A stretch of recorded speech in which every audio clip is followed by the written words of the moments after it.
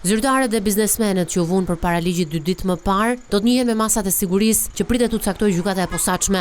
Nga 8 masa të lëshuara nga SPAK të martën, policia ekzekutoi 6 dhe personat nën akuzë u paraqitën në orën 12 në ambientet e institucionit të posaçëm të gjykimit. 2 biznesmenët, Ergys Agasi dhe Ermal Beqiri, janë në kërkim pasi nuk u vunë dot në pranga. Ndaj tyre është caktuar masa arrest në burg.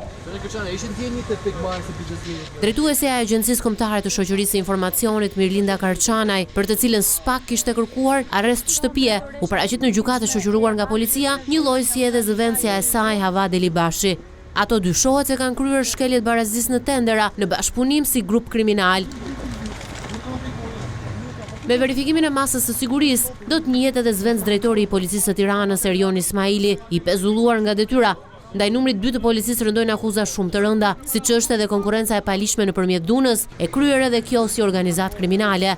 Krahas akuzës së sipërpërmendur, SPAK njoftoi se Ergys Agasi dhe Ermal Beqiri dyshohet se kanë kryer vepra të rënda, si heqja e palishme e lirisë, shkelja e barazisë në tendera dhe pastrimi i parave.